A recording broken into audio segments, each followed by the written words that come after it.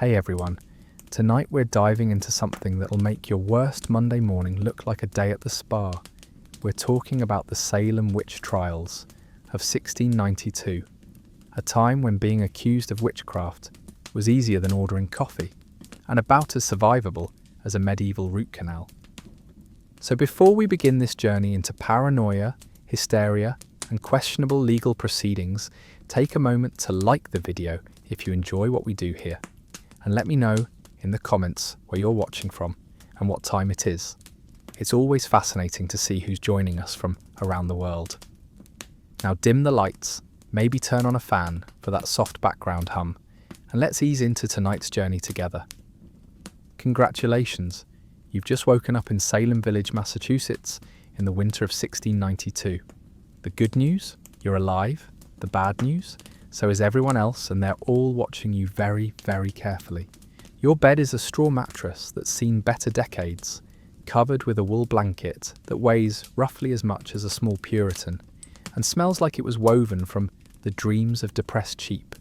There's no central heating, no electricity, and definitely no Netflix to distract you from the growing sense that everyone around you has completely lost their minds. You wake to the sound of the morning bell from the meeting house, which isn't just calling people to prayer. It's basically the Puritan equivalent of a morning news broadcast, except instead of weather and traffic, it's announcing who got accused of witchcraft overnight and whether anyone spotted their neighbours doing anything remotely suspicious, like smiling or enjoying themselves. Your home is a wooden structure with walls so thin you can hear your neighbours' prayers, snoring, and most importantly, any muttered curses or incantations they might be practicing at 3 a.m. Privacy doesn't exist. Community surveillance is not just encouraged, it's a religious duty. Everyone is watching everyone, all the time, for signs of the devil's work. The smell in the air is a delicate blend of wood smoke, unwashed bodies, fear-induced sweat, and something that might be porridge but could also be punishment from God. Scented candles haven't been invented yet, and if they had been, enjoying pleasant smells would probably be considered vanity, which might get you accused of consorting with dark forces. You stumble out of bed, and immediately your feet hit a floor so cold it might actually be trying to steal your soul.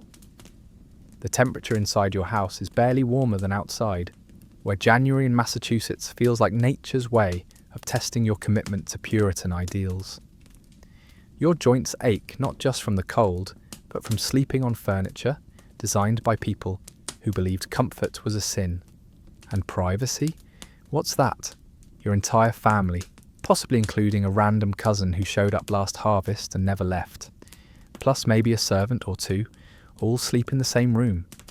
There are no separate bedrooms, no personal space, and absolutely no way to have a private moment without someone noticing and wondering if you're up to something demonic. Welcome to your first morning in Salem Village, where the day hasn't even started yet, and you're already being evaluated for signs of supernatural activity. And trust me, it only gets worse from here. So you've managed to crawl out of your colonial bed of sorrows. Congratulations. Now it's time for morning prayers. And in Salem Village, this isn't optional. It's not even really voluntary. It's survival. Before you can eat, drink, or even think about relieving yourself, you must thank God for allowing you to survive another night without being possessed by demons or struck down for your sins. The morning prayer isn't a quick thank you and move on. It's a full theological production that can last anywhere from 15 minutes to an hour, depending on how many sins your family patriarch needs to confess on behalf of the household. You kneel on the frozen floor because comfort during prayer would suggest you're not taking your spiritual suffering seriously enough, while the head of your household recites lengthy passages from the Bible, asks for forgiveness for thoughts you might have had, and basically prepares everyone for another day of potential damnation. But here's where it gets interesting. During these prayers, everyone is watching everyone else. Are you praying with sufficient enthusiasm? Are your eyes closed in proper reverence? Or are they wandering? Did you shift positions because you're uncomfortable, or because Satan is making you restless? Every fidget, every glance, every stifled yawn is potential evidence of spiritual corruption. And God help you if you fall asleep during prayers. In a community where falling asleep during a sermon can result in public humiliation, dozing off during morning devotions might as well be a confession of witchcraft. The family will make note of it, the neighbours will hear about it, and by evening, someone will be wondering out loud whether the devil is making you drowsy to prevent proper worship. After prayers, it's time for Bible reading. Not optional Bible reading, mandatory Bible analysis, where you're expected to contribute meaningful spiritual insights about passages you've heard approximately 3,000 times. And these aren't feel-good Bible verses about love and kindness. These are Old Testament passages about God's wrath, eternal damnation, and the importance of identifying and destroying evil in your community. The family patriarch will read a passage, then look meaningfully at each family member, waiting for spiritual enlightenment to emerge from their mouths. Get it wrong, show insufficient enthusiasm, or worse, question anything, and you've just provided evidence that you might be falling under dark influences. Oh, and breakfast? You'll eat when God deems you worthy, and only after you've proven your spiritual fitness through proper morning devotions. Because in Salem village, even your morning routine is a test of your soul's purity. Now that you've survived morning prayers without being accused of demonic possession, it's time to break your fast. And by break your fast, I mean choke down whatever grey substance passes for food in Puritan New England. Getting dressed in Salem village isn't just about covering your body, it's about making a theological statement. Your clothes need to communicate proper humility, appropriate social status, sufficient modesty, an absolute rejection of anything that might be considered fashionable, decorative, or pleasant to look at. For men, you're wearing wool breeches that itch like they're infested with tiny Puritan conscience bugs, a linen shirt that's been washed so many times it's achieved the texture of rough paper, and a woolen doublet that provides all the comfort of wearing a hair shirt designed by someone who really disapproves of comfort. Your stockings are wool because apparently the Puritans believed that if your legs weren't suffering, you weren't praying hard enough. Your shoes are leather, handmade, and about as comfortable as walking on wooden blocks wrapped in gilt. They'll give you blisters, but those blisters are character building, and probably deserved. For women, the situation is even more complicated. You're wearing multiple layers of clothing designed to ensure that no part of your female form could possibly be discerned, admired, or even acknowledged to exist. Your shift, your stays, your petticoat, your gown, your apron, your cap. Each layer serves both practical and theological purposes. Your cap is particularly important. Uncovered hair on a woman is basically advertising that you're available for demonic possession. The devil, apparently, has a thing for uncovered female hair. So your cap isn't just modesty, it's spiritual protection. Lose your cap, and you might as well hang a sign around your neck saying, "Demons welcome." But here's where clothing becomes dangerous. If your clothes are too nice, you're guilty of vanity and pride. If they're too shabby, you might be practicing poverty as a form of spiritual showing off, which is also pride. If they fit too well, you're focusing too much on your appearance. If they fit poorly, you're not taking proper care of the body God gave you. Colours are a minefield. Black and brown are safe. They suggest appropriate solemnity. But if your brown is too rich, it might suggest you're enjoying earthly pleasures. If your black is too deep, someone might wonder where you got the money for good dye and whether you might have supernatural assistance in your textile choices. Red is absolutely forbidden. It's the colour of passion, sin, and the devil himself. Blue can be acceptable, but only certain shades, and only if you can prove you didn't choose it because you found it beautiful. Green is tricky. It's the colour of nature, which God made, but it's also the colour of envy and supernatural creatures. Any decoration is suspect. A simple collar is acceptable, but if it's too white, too crisp, or shows any evidence of careful ironing, you might be accused of vanity. Buttons are functional necessities, but if they're too shiny, too numerous, or arranged too decoratively, you're flirting with the sin of ornamentation. And jewellery? Forget it. Even a simple wedding ring might be considered excessive display of worldly wealth. Anything beyond the absolute minimum necessary for function and modesty is evidence of spiritual corruption. Your clothes also need to communicate your social status accurately. Dress above your station, and you're guilty of pride and possibly theft. Dress below your station, and you might be accused of false humility or of hiding wealth you've gained through supernatural means. The worst part? Your clothing choices from 6 months ago might be used as evidence against you in a witch trial. Did you wear that slightly too nice collar to meeting? Were your stockings a little too white last Sunday? Did someone see you adjusting your cap in a way that suggested vanity? All of this goes into the community memory bank, ready to be retrieved when someone needs evidence of your moral decline. So you dress carefully, modestly, appropriately, and without any evidence of personal preference or aesthetic pleasure. Because in Salem village, fashion isn't about looking good. It's about looking righteous, humble, and completely incapable of attracting supernatural attention. Now that you're dressed in your regulation Puritan uniform of suffering and humility, it's time to step outside and face the community. And in Salem village, that community is watching, waiting, and keeping very detailed mental notes about everything you do.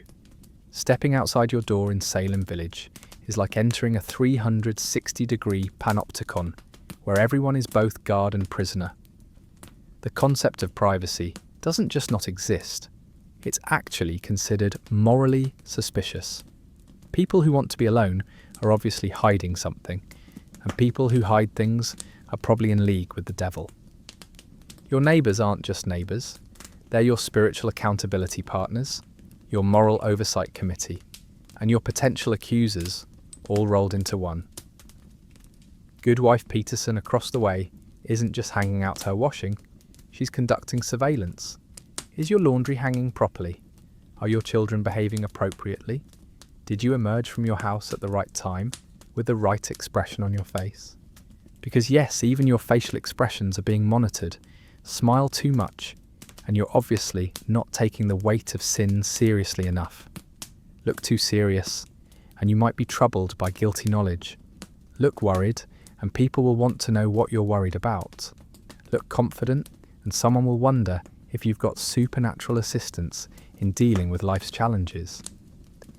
The village operates on what we might call a theological neighbourhood watch. Everyone is responsible for everyone else's spiritual welfare, which means everyone is authorised to observe, judge, and report on everyone else's behaviour. It's not gossiping when you're discussing someone's potential damnation. It's Christian duty. Goodman Williams, who's chopping wood outside his house, isn't just working. He's also noting who walks by, at what time, and with what demeanour. That information will be discussed at the tavern, analysed at the meeting house, and potentially used as evidence if anyone in the neighbourhood gets accused of witchcraft. Children are particularly dangerous sources of information because they haven't yet learned what they're supposed to keep secret. Little Mercy Thompson might innocently mention that she saw you picking herbs in the woods, or that you were talking to your cat in a strange voice, or that you seemed to know it was going to rain before the clouds appeared. In adult conversation, these become evidence of supernatural knowledge and communion with dark forces. The morning walk to the well or the market isn't just about getting water or buying supplies. It's about being seen by the right people, at the right time, doing appropriately normal activities. If you're walking too fast, you might be trying to avoid observation. If you're walking too slowly, you might be dawdling for sinful purposes. If you're walking at exactly the right speed but humming or singing, well, that's evidence of inappropriate joy, which suggests spiritual corruption. And heaven help you if you have any kind of physical quirk, birthmark, or unusual characteristic. That mole on your neck that you've had since birth? In Salem village, that might be a witch's mark, a place where your demonic familiar suckles. The scar on your hand from that accident 5 years ago? That could be evidence of a ritual gone wrong. Walk with a slight limp because of an old injury. Someone will whisper that you're favouring the leg where you hide your supernatural implements. Even your animals are under surveillance. If your cow gives particularly good milk, you might have an arrangement with dark forces. If your chickens lay especially well, someone will wonder what you're feeding them and whether it's entirely natural. If your cat seems particularly intelligent or affectionate, it's obviously your demonic familiar. And everyone knows that witches have familiars. The most dangerous part of this community surveillance is that it's cumulative. Each small observation gets added to a growing file in the collective village memory. The day you seem tired after staying up with a sick child becomes evidence of nocturnal activities. The time you knew Mrs. Johnson was pregnant before she announced it becomes supernatural insight. The afternoon you were seen collecting unusual plants becomes evidence of potion making. Nothing is too small to be noted, remembered, and potentially used against you. The way you hold your spindle, the tone of voice you use when greeting people, the direction you look when you pray, everything is data in the ongoing investigation of your spiritual status. And the truly terrifying part, you're also expected to participate in this surveillance. Failing to report suspicious behaviour in your neighbours isn't just poor community spirit, it's potentially evidence that you're protecting fellow practitioners of witchcraft. You have to watch, judge, and report, while simultaneously being watched, judged, and potentially reported on. So you walk through Salem village with the careful posture of someone who knows they're being evaluated for signs of supernatural corruption, spiritual weakness, and demonic alliance. Because in this community, paranoia isn't a mental illness, it's a survival skill. Now that you've successfully navigated the outdoor surveillance network without being accused of witchcraft, it's time for one of the most dangerous activities in Salem village: going to work. And I say dangerous because almost any job, done too well or too poorly, can become evidence of supernatural interference. Your job in Salem village, like everything else, is both a practical necessity and a spiritual test. Work isn't just about earning a living, it's about demonstrating your moral character, your relationship with divine providence, and your resistance to demonic temptation. Do your job too well, and people will whisper about supernatural assistance. Do it too poorly, and they'll assume you're being punished for secret sins. If you're a farmer, which most people are, your relationship with the land is under constant scrutiny. Good crops might mean God's favour, or they might mean you've made a deal with the devil for agricultural success. Bad crops could be divine punishment for your sins, or they could be evidence that neighbouring witches are cursing your fields. The weather affects not just your harvest, but your reputation. If it rains when you need it, someone will wonder if you've been influencing the weather through supernatural means. If it doesn't rain when you need it, people will analyse your recent behaviour for evidence of what you might have done to anger God. Every storm, drought, or unexpected frost becomes a theological event requiring explanation. Your animals are particularly dangerous colleagues. If your cow gives good milk, you might be feeding it something unnatural. If it gives poor milk, you might be cursed, or cursing others. If your cow gets sick, someone will want to know if you've been neglecting your Christian duties. If your cow dies suddenly, well, that's almost certainly witchcraft. Either someone's cursing you, or you've been experimenting with dark forces and something went wrong. Horses are even worse because they're intelligent enough to seem like they might be thinking. And in Salem village, Animals that think too much are automatically suspect. If your horse seems unusually obedient, you might have an unnatural influence over animals. If it's disobedient, it might be responding to your hidden sinful nature. For women, most work happens in the home, but that doesn't make it any safer. Your spinning has to be consistently good, but not supernaturally good. Your weaving needs to be competent, but not so skilled that people wonder where you learned techniques that weren't taught in the village. Your cooking has to be nourishing, but not so delicious that people suspect you're using ingredients or methods that aren't entirely natural. Bread making is particularly fraught.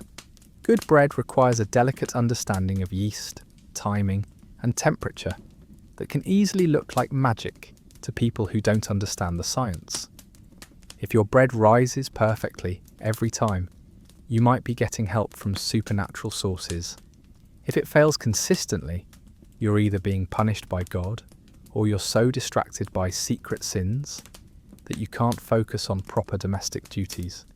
Brewing is even more dangerous because fermentation is essentially a controlled form of rot, and the line between useful fermentation and harmful corruption is invisible to people who don't understand the process. Women who brew consistently good beer are automatically suspect. The process is complex enough that success looks like magic. Healing is the most dangerous work of all. If you're good at treating illness or injury, you must be getting help from sources that aren't entirely divine. If people get better after you treat them, someone will wonder what you're really doing to them. If they get worse, you're either incompetent or actively harming them through supernatural means. Knowledge of herbs is basically an accusation waiting to happen. Any woman who knows which plants treat which conditions is potentially a witch, because that knowledge could easily be used to harm instead of heal. The line between medicine and poison is thin, and in Salem village, anyone who understands that line is dangerous. Even traditional healing methods become suspect under scrutiny. Massaging sore muscles could be manipulation of the body through unnatural means. Making tea from common herbs could be brewing potions. Knowing when someone is likely to recover could be supernatural insight into divine providence. Midwifery is perhaps the most dangerous healing profession, because birth and death are the moments when the supernatural world is closest to the natural one. Midwives see things that other people don't see, know things that other people don't know, and have influence over life and death that can easily look like magic. If babies are born healthy under your care, you might be unnaturally good at your job. If babies die, you might be cursed or cursing others. If you seem to know things about the birth process that other people don't know, that knowledge has to come from somewhere. And in Salem village, unusual knowledge usually comes from the devil. Even ordinary crafts become dangerous when done too well. Exceptional woodworking, metalsmithing, or any other skill that requires precision and knowledge can be evidence of supernatural assistance. People who are notably better at their jobs than their neighbours are getting help from somewhere, and that help might not be divine. The worst part is that success and failure are equally suspicious. Do well, and you're possibly in league with dark forces. Do poorly, and you're either being punished for secret sins or you're so distracted by your evil activities that you can't focus on honest work. So you work carefully, competently, but not too competently. You succeed modestly, fail occasionally, and never ever let anyone think you know more about your job than you should. Because in Salem village, expertise is just another word for witchcraft. If you thought working was dangerous, wait until you try shopping. The Salem village marketplace isn't just a place to buy and sell goods. It's a social laboratory where every transaction is analysed for evidence of supernatural influence, moral corruption, and community loyalty. The market operates on a complex system of credit, barter, and social obligation that makes every purchase a theological statement. Pay too much for something, and you're either wealthy enough to be suspected of supernatural income or stupid enough to be influenced by evil forces.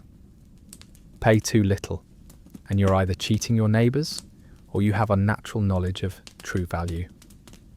Haggling is particularly dangerous because it requires a level of social manipulation that can easily be interpreted as supernatural influence. If you're too good at negotiating prices, people will wonder if you're using unnatural persuasion techniques. If you're too bad at it, you're either blessed with divine innocence or cursed with supernatural stupidity. The goods themselves are under constant scrutiny. Buy too much food, and people will wonder if you're preparing for something you know is coming through supernatural knowledge. Buy too little, and you might be fasting for dark purposes or expecting supernatural provision. Buy unusual items, and everyone will want to know what you're planning to do with them. Herbs and medicinal plants are particularly dangerous purchases. Buy common healing herbs, and you're potentially a folk healer, which is just one step away from being a witch. Buy unusual plants, and you're obviously experimenting with supernatural remedies. Buy no herbs at all, and people will wonder how you treat illness in your family, and whether you might be using methods that don't require earthly ingredients. Salt is a theological minefield because it's essential for food preservation, but it's also used in various protective rituals. Buy too much salt, and people will wonder what you're trying to preserve or protect against. Buy too little, and you might be confident that your food won't spoil because you have supernatural methods of preservation. Iron and metal objects are equally problematic. Iron is traditionally protective against supernatural forces, so buying iron items might suggest you're trying to protect yourself from something you know is coming. Not buying iron might suggest you don't need protection because you're allied with the forces others fear. Thread and fabric purchases are analysed for evidence of vanity, pride, and supernatural assistance. Buy thread that's too fine, and you might be planning to create clothing that's inappropriately beautiful. Buy fabric that's too colourful, and you're obviously focusing on earthly pleasures instead of spiritual matters.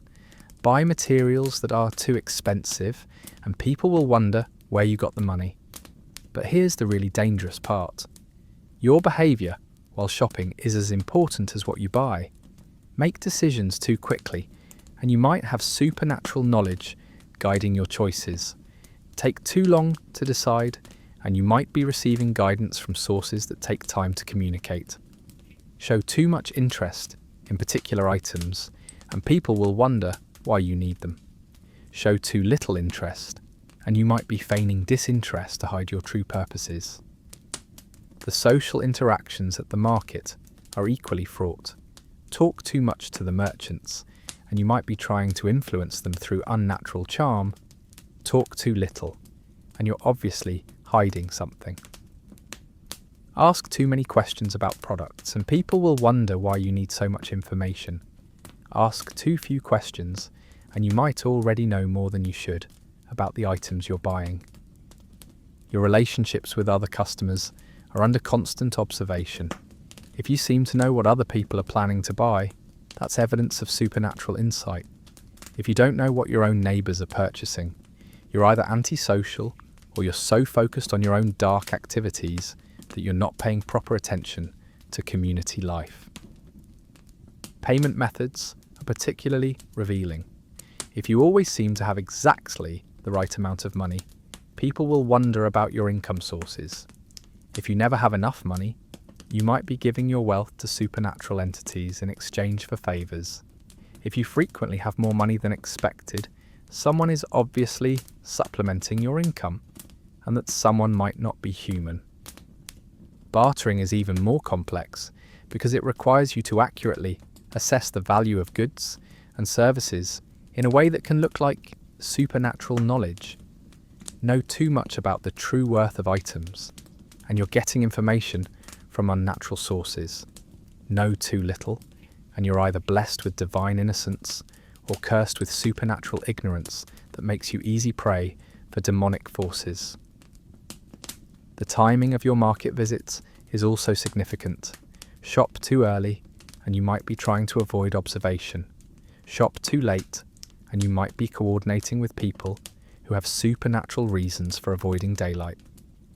Shop at exactly the right time, and people will wonder how you knew when the best goods would be available. Even the weather on your shopping days becomes relevant. If it always seems to be pleasant when you go to market, you might be influencing the weather. If it's always unpleasant, you might be cursed, or you might be choosing bad weather deliberately to avoid being seen clearly by your neighbours. So you shop carefully, normally, without showing too much knowledge, interest, or skill in the process. You buy appropriate items in appropriate quantities at appropriate times, and you interact with merchants and customers in ways that suggest proper Christian community spirit without revealing any special knowledge or abilities. Because in Salem village, even buying a loaf of bread can be evidence of witchcraft if you do it wrong. Think children are innocent in Salem village. Think again. In 1692, children aren't just witnesses to the supernatural chaos.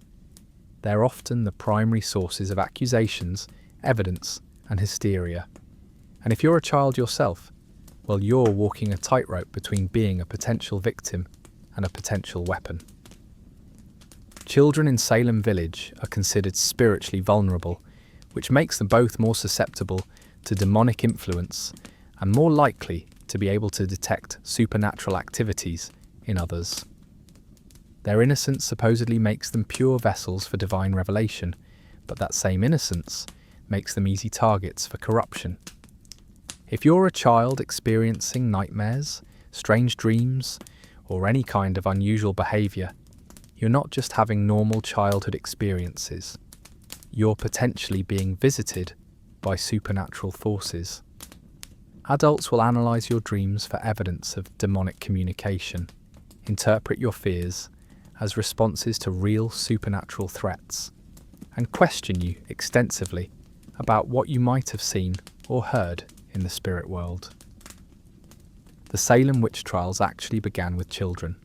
9-year-old Elizabeth Parris and 11-year-old Abigail Williams started having fits, convulsions, and claiming they were being pinched and bitten by invisible forces.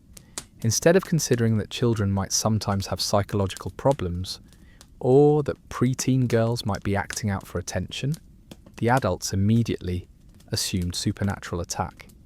These fits became contagious. Other girls in the village started experiencing similar symptoms, screaming, convulsing, claiming to see spectres of local women performing witchcraft. What we might now recognise as mass hysteria or psychosomatic illness was interpreted as an epidemic of demonic assault. But here's the truly terrifying part. Once the adults decided the children were being attacked by witches, the children became the primary witnesses in legal proceedings. Their testimony, their accusations, their claims about what they saw in their visions, all of this became evidence in court cases that would result in people being hanged. Children who pointed at specific adults and claimed those adults were tormenting them spiritually were taken seriously by judges, juries, and the entire legal system. A 10-year-old's nightmare about Goodwife Corey could result in Goodwife Corey being arrested, tried, and executed. If you're a child in Salem village, you're under enormous pressure to report any unusual experiences, because failing to report supernatural attacks might mean you're protecting the witches who are tormenting you. But reporting supernatural experiences means you become a key witness in life and death legal proceedings. Your play activities are under constant surveillance. Playing with dolls might be evidence that you're practicing sympathetic magic. Playing games that involve imagination or make-believe might indicate that you're already being influenced by forces that blur the line between reality and fantasy. Singing, dancing, or any form of entertainment that looks like fun is potentially evidence of spiritual corruption.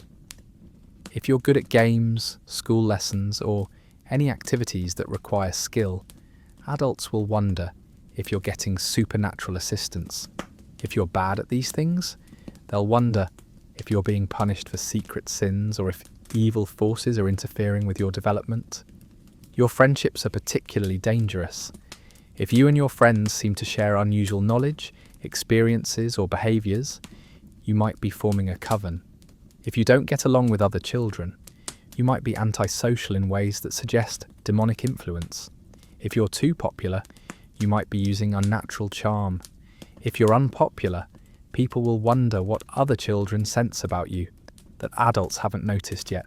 Even your physical development is subject to supernatural interpretation.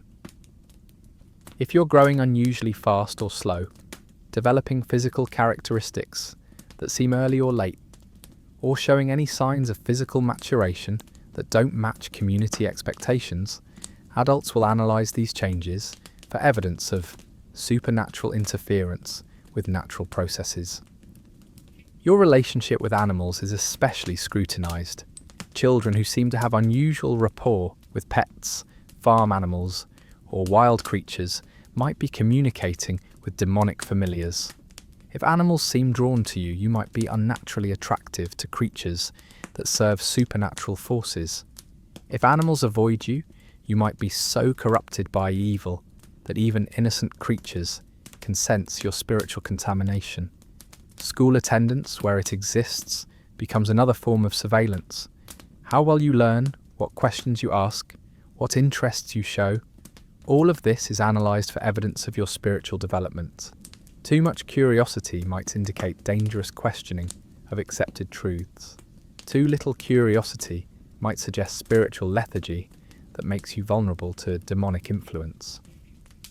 Your behaviour during religious services is particularly important. Children who seem attentive and engaged during sermons might be genuinely pious, or they might be unnaturally good at appearing righteous. Children who seem bored or distracted might be spiritually weak, or they might be receiving more interesting communications from supernatural sources. If you claim to see or hear things that adults can't perceive, you're either receiving divine visions that make you a precious spiritual resource, or you're being deceived by demonic illusions that make you a dangerous source of false information. There's no middle ground, where children might just have active imaginations.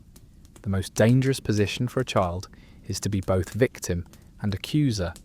If you claim to be tormented by specific witches, you become a key witness whose testimony can result in executions.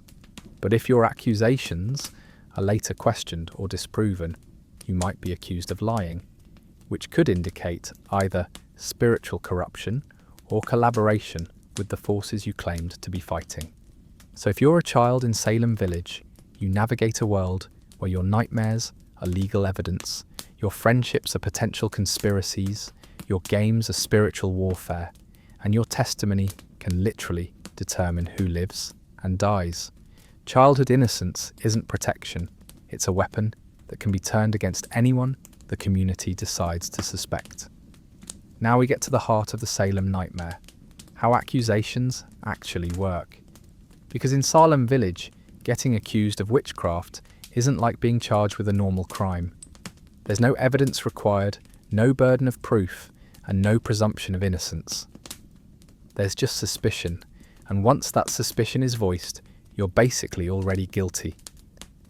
The accusation process usually starts with someone getting sick, having bad luck, or experiencing any kind of misfortune that needs explanation. In a world where random events are interpreted as supernatural interventions, every problem requires a supernatural solution. And that solution is usually finding the witch who caused the problem. Let's say your cow dies unexpectedly. In Salem village, cows don't just die from disease, old age, or accidents. Somebody killed your cow through witchcraft, and you need to figure out who. So you start thinking about your recent interactions with neighbours. Who might have reason to curse your livestock? Who seemed to pay too much attention to your cow?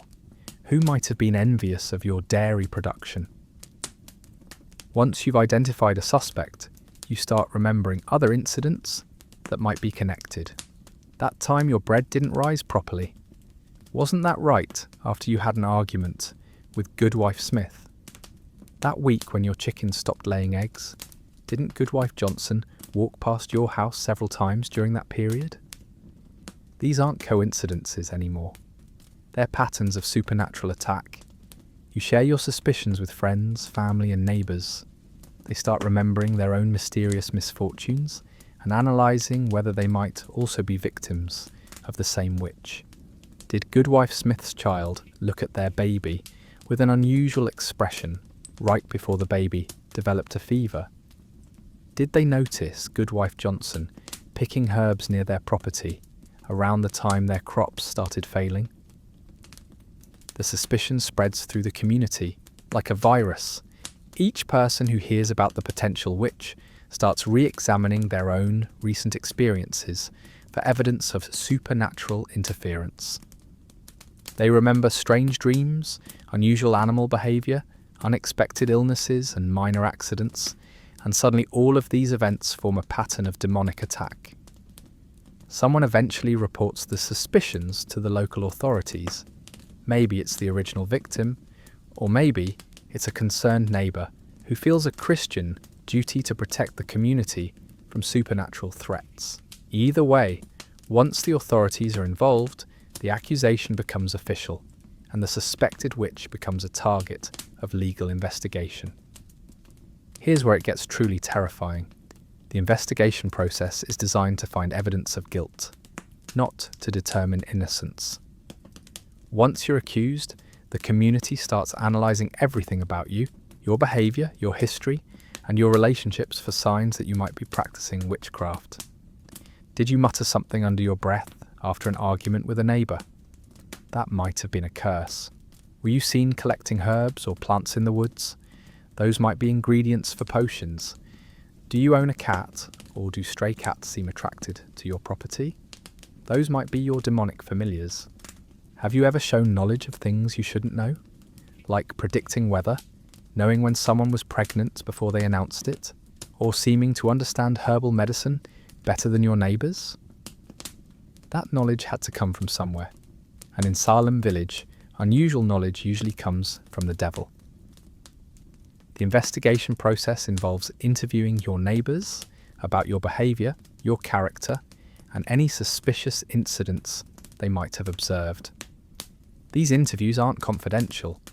They're community discussions where each person's testimony influences what others remember and report. Your accusers, particularly if they're children claiming to be tormented by your spectre, become the primary evidence against you. If they have fits, convulsions, or claim to see your spirit attacking them during the investigation, that's considered proof of your guilt. The fact that these symptoms might be psychosomatic, attention-seeking, or even deliberately faked doesn't occur to anyone involved in the process. Physical evidence is collected through searches of your property and body. They look for witches' marks, any unusual moles, scars, or skin irregularities that might be places where your demonic familiars feed. They search your house for suspicious items like herbs, unusual books, or anything that might be used in supernatural rituals.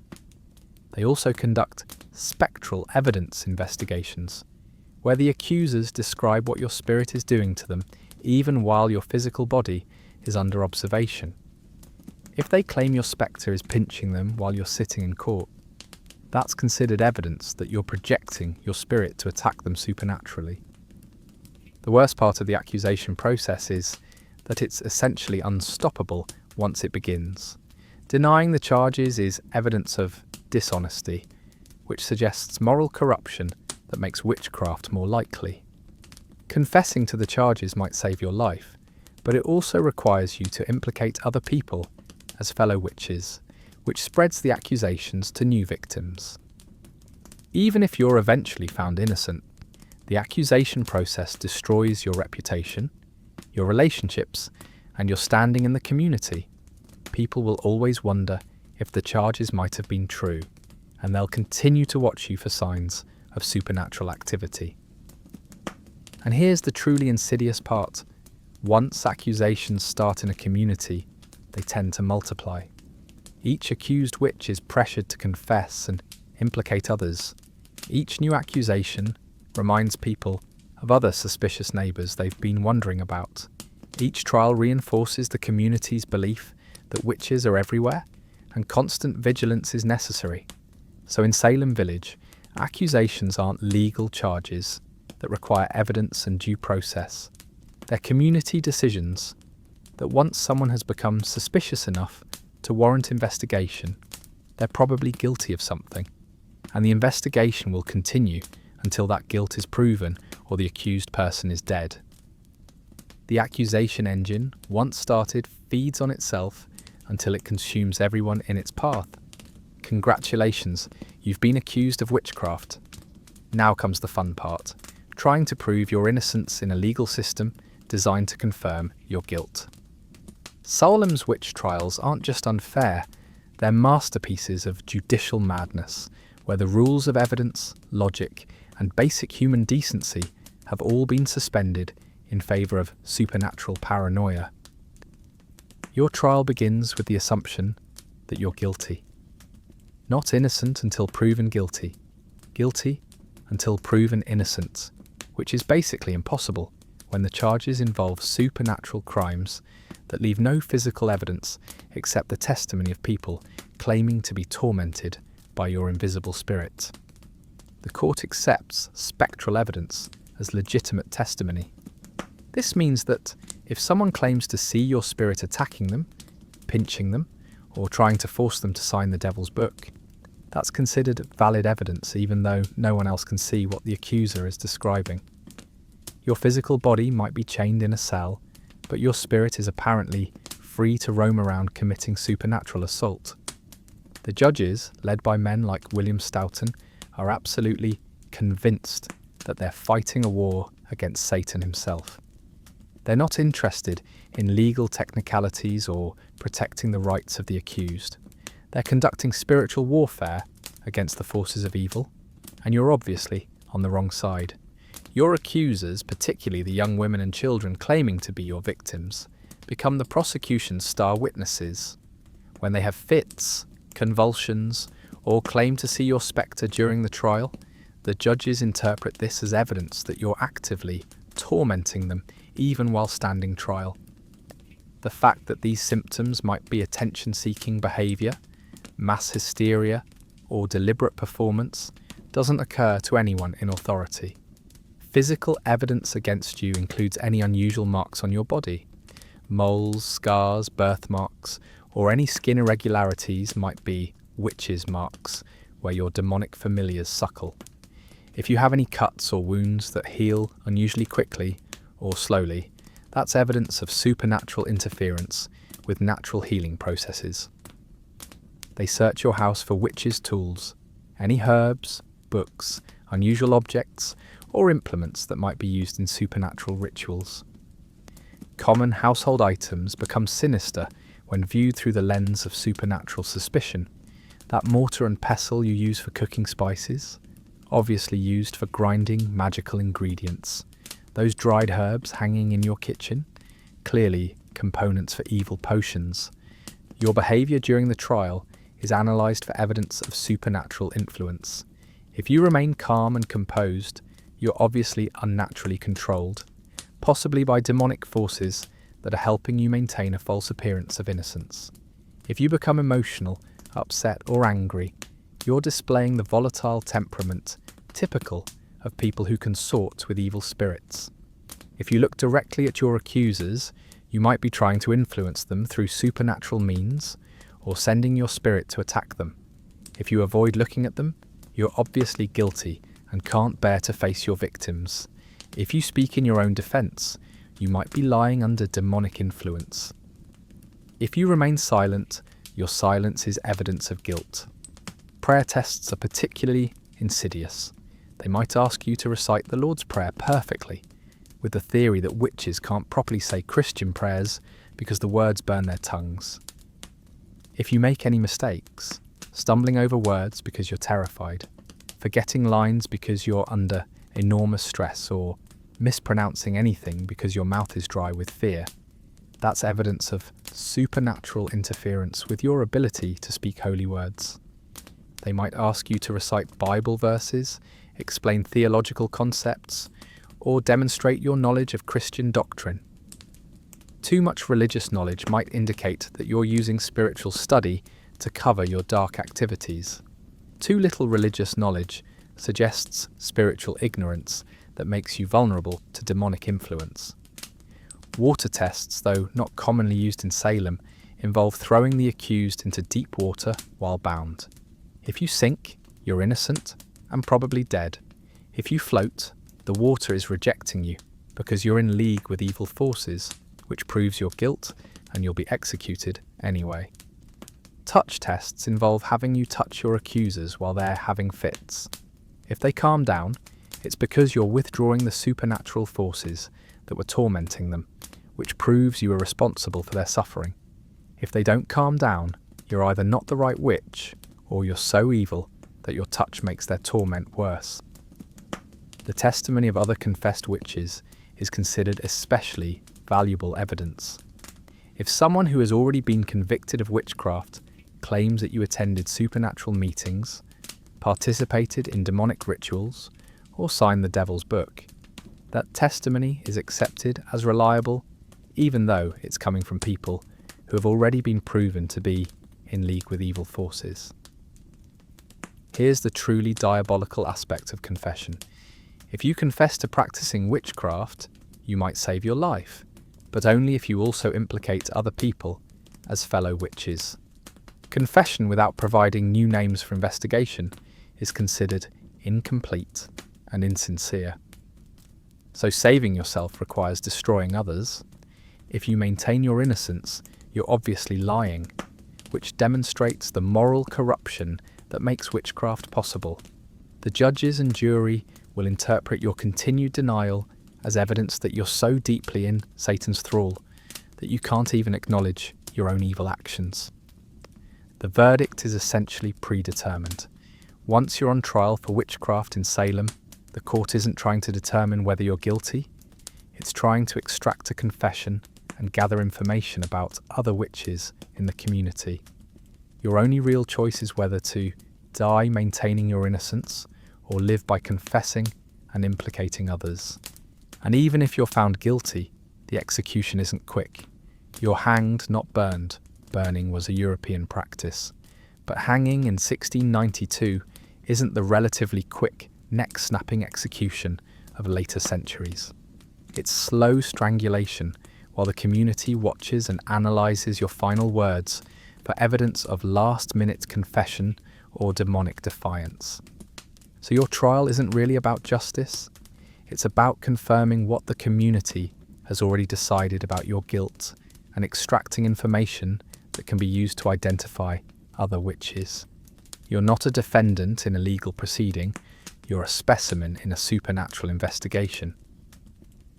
Living in Salem Village during the witch trials isn't just dangerous for the people who get accused, it's psychologically devastating for everyone. The entire community exists in a state of constant paranoia, suspicion, and fear that makes normal life essentially impossible. Every morning, you wake up wondering who might be accused today, who might point fingers at whom, and whether you'll somehow end up implicated in the spreading web of supernatural suspicion. The witch trials aren't happening in some distant courtroom. They're the primary focus of community life, the main topic of conversation, and the lens through which everything else is interpreted. Regular social activities become impossible because any gathering of people might be interpreted as a potential coven meeting. Can't have dinner parties because people eating together and sharing intimate conversation might be planning supernatural activities. Can't have informal visits with neighbours because spending time alone with people who later get accused of witchcraft makes you suspicious by association. Church services become tense community surveillance sessions where everyone watches everyone else for signs of spiritual corruption or supernatural influence.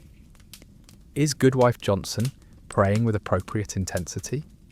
Does Goodman Williams seem distracted during the sermon? Are there any children in the congregation showing signs of being tormented by invisible forces? The sermons themselves focus heavily on the ongoing spiritual warfare in the community.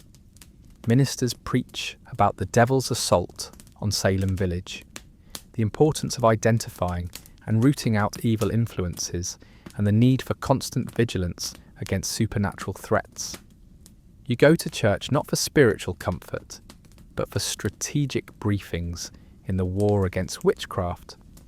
Market days become information exchanges where people share the latest news about accusations, trials, and suspected supernatural activities. Who's been arrested? Who's confessed? Who's been implicated by other confessed witches? What new evidence has been discovered? Every transaction becomes an opportunity to gather intelligence about the ongoing crisis. Children's behaviour is analysed obsessively. Every nightmare, mood swing, or unusual comment might indicate that they're being tormented by witches. Parents watch their children constantly for signs of supernatural attack, while also worrying that their children might inadvertently say something that could implicate the family in witchcraft accusations. Work continues, but it's difficult to focus on farming, crafts, or household duties when you're constantly wondering whether your neighbours are practicing supernatural attacks on your family. Every minor misfortune, a tool breaking, a meal not turning out right, a cow giving less milk than expected, becomes potential evidence that someone is cursing you. Sleep becomes elusive because nightmares might be supernatural attacks, and failing to get proper rest makes you more vulnerable to demonic influence.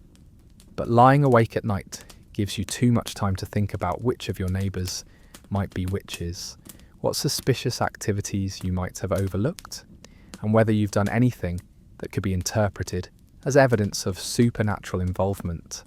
Family relationships become strained because trust becomes impossible.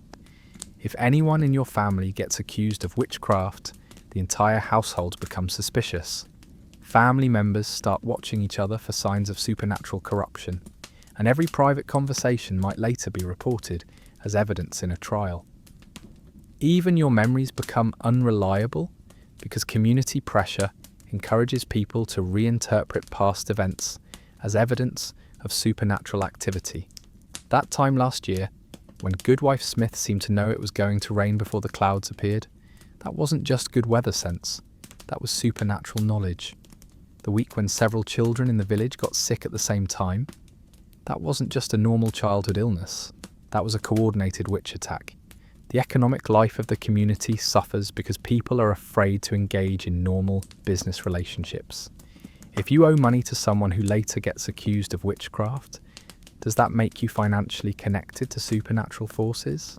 If someone owes you money, should you try to collect it, or would pressing for payment from a suspected witch family make you look like you're profiting from evil activities?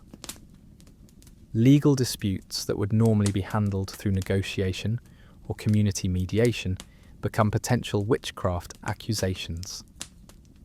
If you have a property boundary disagreement with a neighbour, and that neighbour later experiences misfortune, they might decide that you cursed them rather than simply soothed them. Reading becomes suspicious because books might contain knowledge that ordinary people shouldn't have. Writing anything down might create evidence that could later be used against you. Even keeping normal household records, notes about family health, weather observations, or business transactions could be interpreted as supernatural record keeping if someone decides you're a witch. Social hierarchies become more rigid and dangerous because any challenge to authority might be interpreted as supernatural rebellion. If you question decisions made by community leaders, show insufficient respect for people in positions of power, or demonstrate independent thinking about any controversial topics, someone might decide that you're being influenced by anti-Christian forces. The most psychologically devastating aspect of daily life during the witch trials is the complete breakdown of social trust. You can't trust your neighbours because they might be witches, or they might decide you're a witch. You can't trust authorities because they're actively hunting for supernatural criminals and might decide you fit the profile. You can't even trust your own perceptions because you're constantly second-guessing whether normal events might actually be evidence of supernatural activity. Everyone becomes both hunter and prey in a community-wide paranoia that feeds on itself and grows stronger with each new accusation. Normal life becomes impossible when every relationship, every conversation, and every daily activity might be evidence in a trial that could result in your execution. So you live carefully, quietly, suspiciously, and fearfully, trying to appear normal while wondering if normal is even possible anymore in a community that has collectively decided that witches are everywhere, and anyone could be hiding supernatural secrets. Here's where the Salem witch trials reveal their most diabolical psychological torture: the confession dilemma. If you're accused of witchcraft, you face a choice that's designed to destroy either your life or your integrity, and there's no option that allows you to keep both. Confess to practicing witchcraft, and you might save your life, but only if your confession is detailed enough to satisfy the court and includes names of other people you claim to have seen at supernatural meetings. Maintain your innocence, and you'll almost certainly be executed, but you'll die with your integrity intact. The confession process isn't just about admitting guilt, it's about providing a detailed narrative that confirms everything the community believes about how witchcraft works. You have to describe attending meetings with the devil, participating in supernatural rituals, signing the devil's book, and receiving instructions for tormenting your neighbours. But here's the catch: your confession has to include specific names of other people you allegedly saw at these supernatural gatherings. A confession that doesn't implicate additional witches is considered incomplete and insincere. To save your own life, you have to destroy other people's lives by naming them as fellow practitioners of witchcraft. The court has a template for what a proper confession should contain. You need to admit that the devil approached you during a time of spiritual or emotional weakness.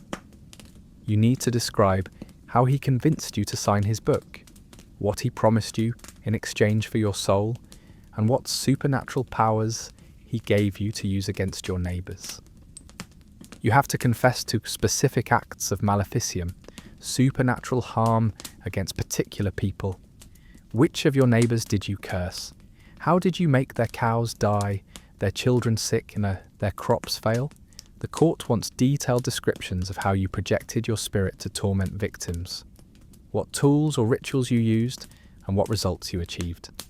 You need to describe the supernatural meetings you attended. Where did they take place? Who else was there? What activities occurred? Did you participate in demonic communion, supernatural feasts, or rituals designed to harm the community? The court wants names, dates, locations, and specific details that can be used to identify and prosecute other witches. The psychological pressure to confess is enormous. You're isolated, often in chains, facing the certainty of death if you maintain your innocence. Your family members might be pressuring you to confess to save your life. Community members who believe in your guilt are telling you that confession is your only hope for salvation. Religious authorities emphasize that confession is necessary for spiritual redemption. They argue that admitting your sins and repenting is the only way to save your soul from eternal damnation. They frame confession not as betrayal of innocent people, but as spiritual cleansing that allows you to rejoin the Christian community. But here's what makes the confession dilemma so psychologically devastating. Many of the people who confess know they're lying.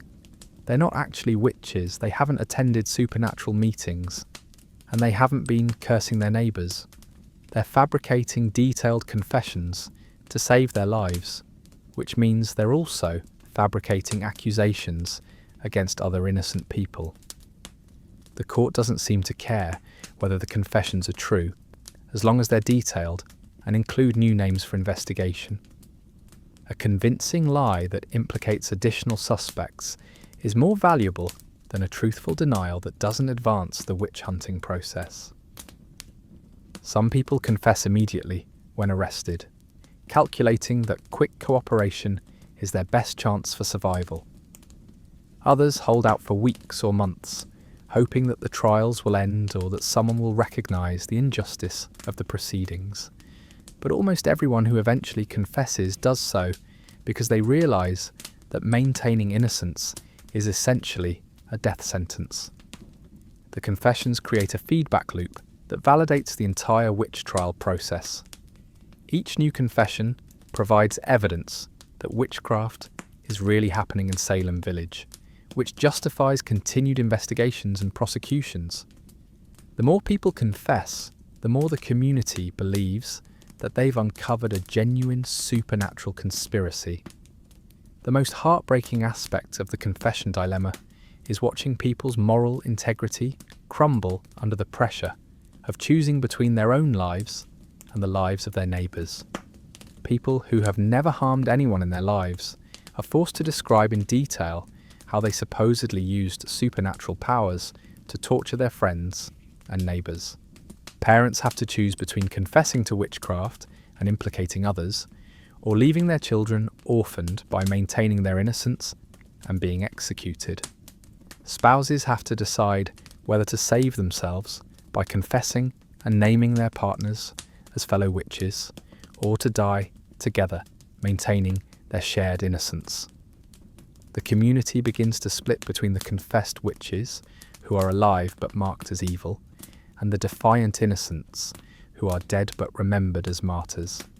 Families are torn apart, friendships are destroyed, and social relationships become impossible when confessions have created a network of accusations that implicate nearly everyone.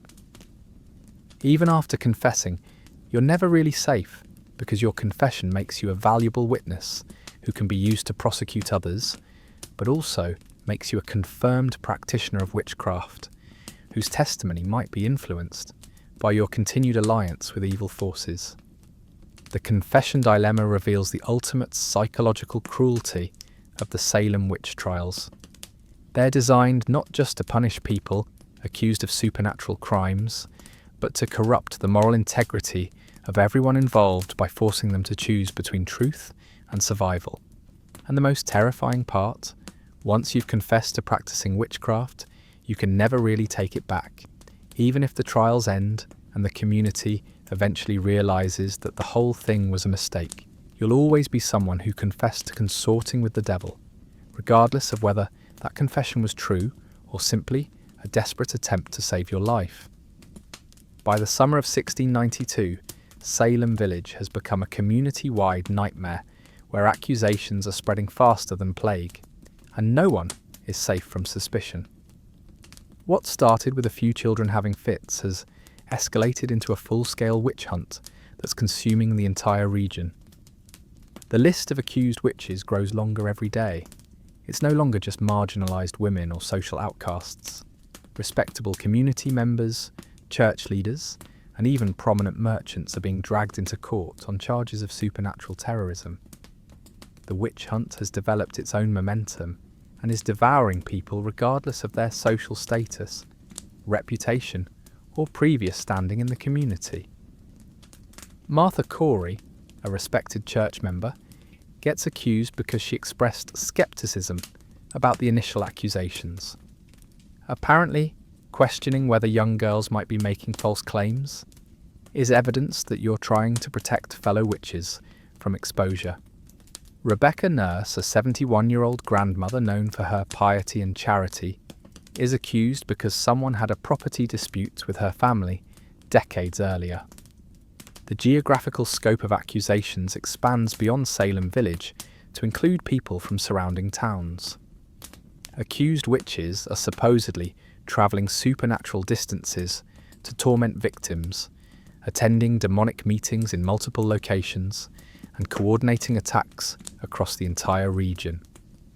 The witch conspiracy, according to confessed practitioners, involves hundreds of people working together under Satan's direction. Children continue to have fits, but their symptoms are becoming more dramatic and their accusations more specific. They claim to see spectral forms of accused witches attacking them during court proceedings.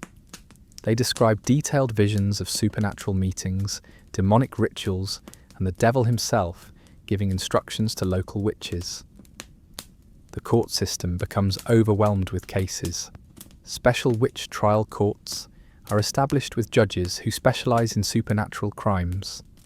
These judges develop streamlined procedures for processing witchcraft accusations efficiently, which means less time for careful consideration of evidence and more pressure to reach guilty verdicts quickly. Physical searches for evidence become more invasive and degrading. Accused witches are stripped naked and examined for any unusual marks, scars, or irregularities that might be supernatural in origin. Any mole, birthmark, or skin discoloration becomes potential evidence of demonic contact. Property seizures increase as the families of accused witches lose their land, livestock, and possessions. The economic disruption spreads throughout the community as normal business relationships become impossible when anyone might be accused of witchcraft at any time. Prison conditions deteriorate as more people are arrested and held awaiting trial. Accused witches are chained in overcrowded cells with inadequate food, water, and sanitation.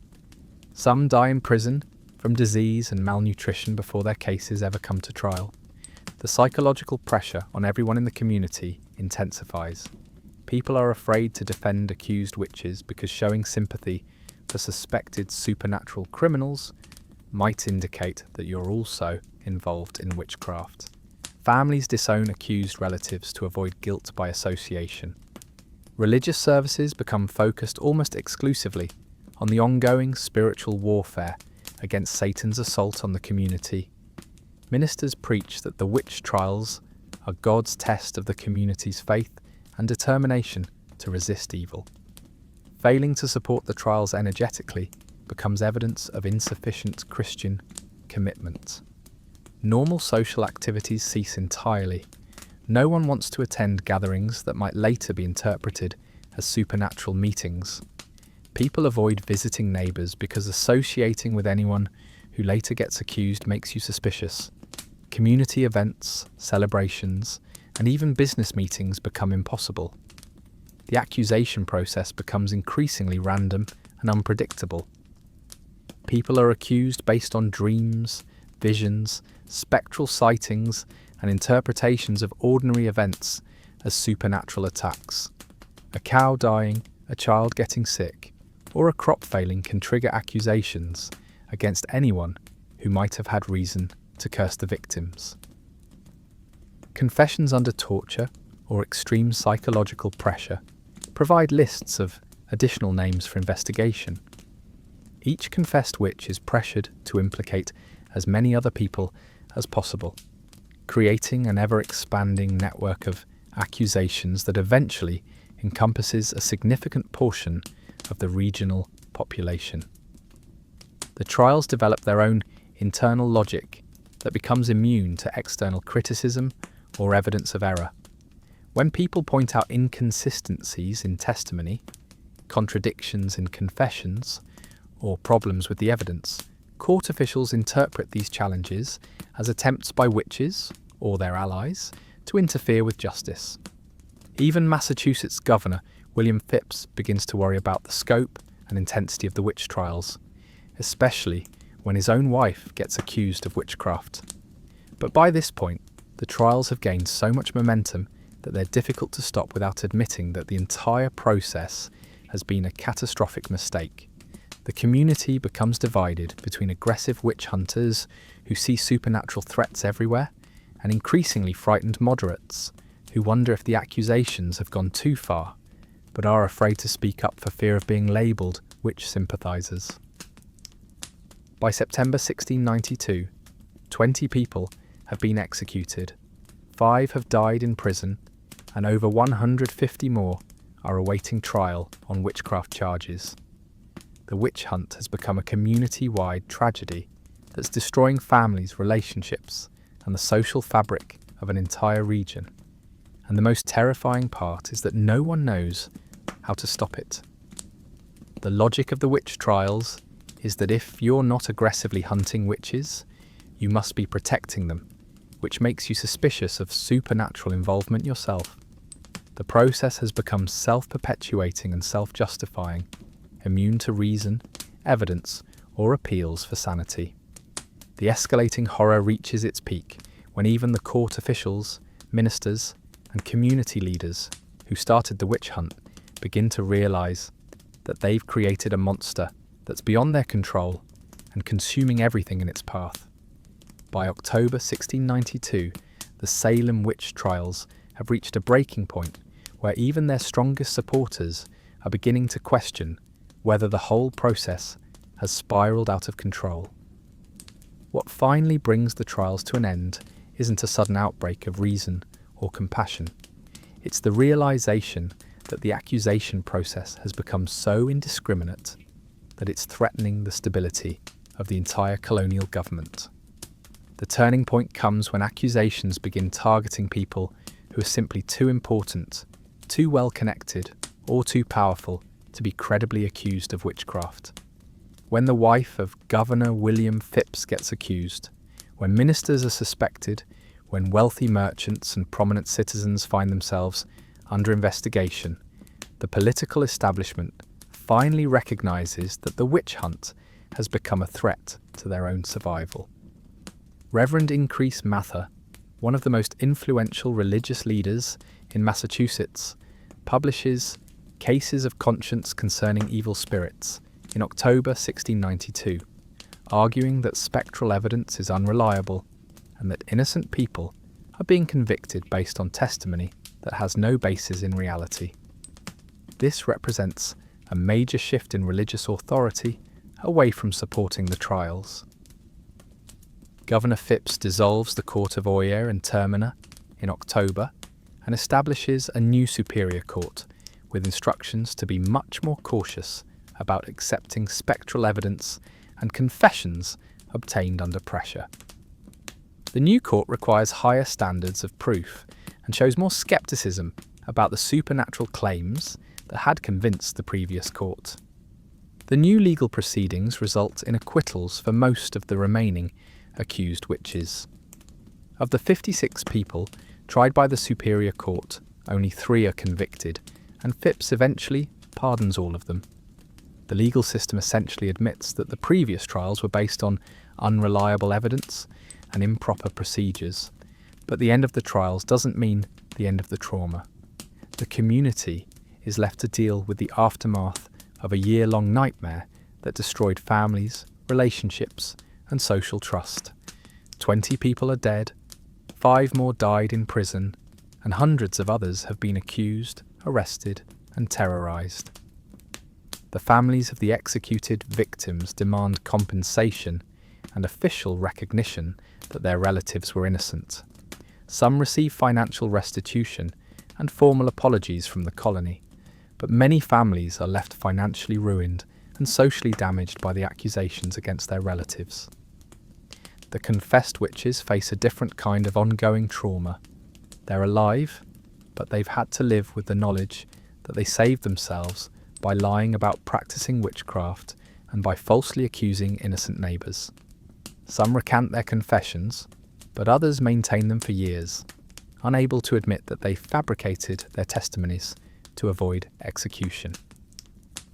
Samuel Sewall, one of the judges who presided over the witch trials, eventually makes a public apology in 1697, standing in church while a statement of his guilt and remorse is read aloud. He acknowledges that innocent people were executed and that the court made terrible errors in judgment. But most of the other officials involved never admit wrongdoing.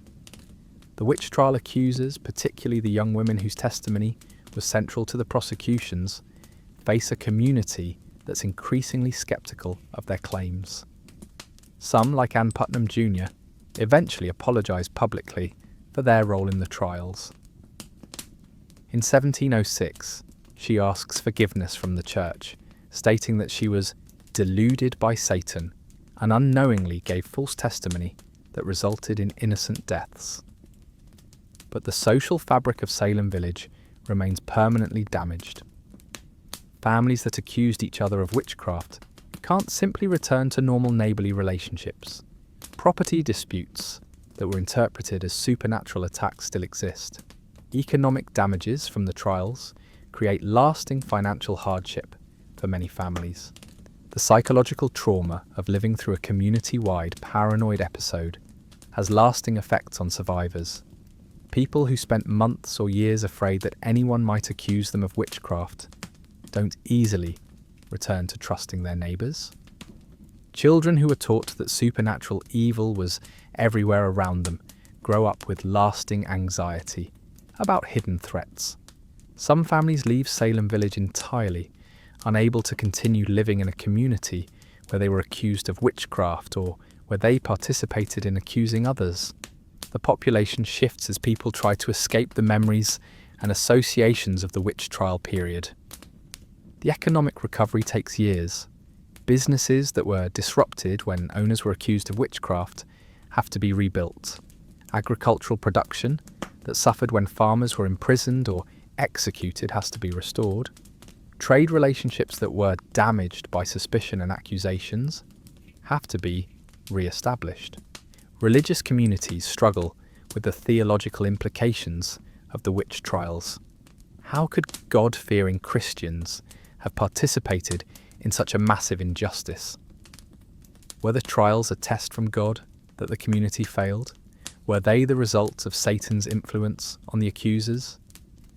Different denominations develop different explanations, but none provides complete comfort to survivors. Legal reforms are implemented to prevent similar travesties of justice in the future. Standards of evidence are raised, spectral testimony is rejected, and procedures are established to protect the rights of accused persons. But these changes come too late for the people who died during the 1692 trials. The Salem witch trials become a cautionary tale about the dangers of mass hysteria, religious extremism, and the breakdown of rational legal procedures. But they also reveal how ordinary people can be swept up in collective paranoia and participate in destroying their own communities when fear overrides reason and compassion.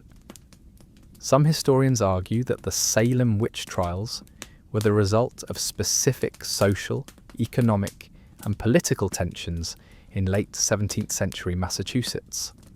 Others see them as an example of universal human tendencies towards scapegoating, projection, and the search for simple explanations for complex problems. What's clear is that the Salem witch trials represent one of the darkest chapters in American colonial history, a time when an entire community temporarily lost its collective sanity and committed acts of injustice that would haunt the survivors and their descendants for generations. The trials officially end, but the questions they raise about human nature, community responsibility, and the fragility of justice continue to resonate. How could rational people have believed that their neighbours were flying through the air to attack them spiritually? How could legal authorities have accepted testimony about invisible crimes that left no physical evidence? The answer, unfortunately, is that under the right conditions of fear, suspicion, and social pressure, almost any community can convince itself that extraordinary threats require extraordinary measures, even when those measures involve abandoning basic principles of justice, evidence, and human decency. And perhaps most disturbingly, the psychological and social dynamics that made the Salem witch trials possible. The tendency to look for scapegoats during times of stress. The willingness to believe accusations against unpopular people. The pressure to conform to community opinion even when it seems wrong, remain part of human nature today. The people of Salem village weren't uniquely evil or unusually gullible. They were ordinary human beings who, under extraordinary circumstances, participated in a collective delusion that resulted in the deaths of innocent people. And that perhaps is the most frightening lesson of the Salem witch trials. So there you have it, a day in Salem village during the witch trials of 1692. And honestly, If you think you would have survived this nightmare with your sanity, integrity, and life intact, you're probably kidding yourself. You wouldn't have lasted because the trials were self-perpetuating. Each confession provided evidence that justified more accusations. Each execution proved that the threat was real and more investigations were necessary. Each new name mentioned in testimony meant another person to arrest and interrogate. You wouldn't have lasted because help wasn't coming.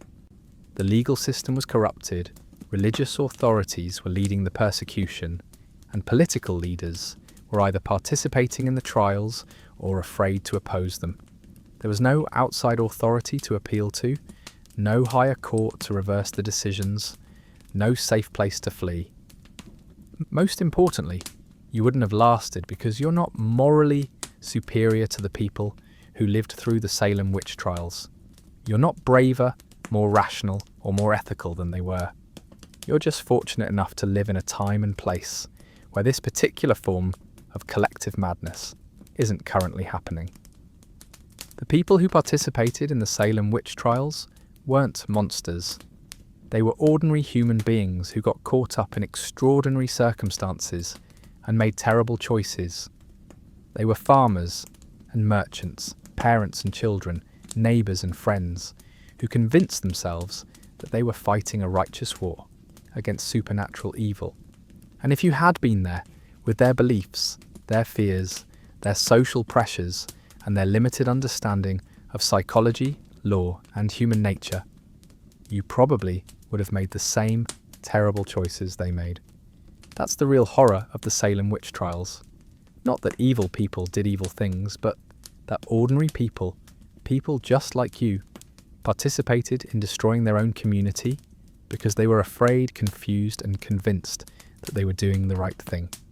So tonight, as you settle into your comfortable bed in your safe home, protected by legal rights, scientific understanding, and centuries of hard-won wisdom about the dangers of mass hysteria, remember the people of Salem Village.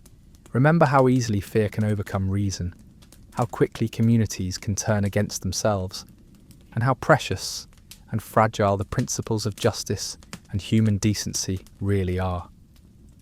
Sleep well, and be grateful that you live in a time when being accused of consorting with supernatural forces is more likely to get you a reality TV show than a hangman's noose. Because in Salem Village, 1692, there were no good choices, no safe positions, and no guarantee that tomorrow wouldn't bring the knock on your door that would change your life forever. Sweet dreams, everyone. And remember, it's just history. It's not like anything like this could ever happen again, right?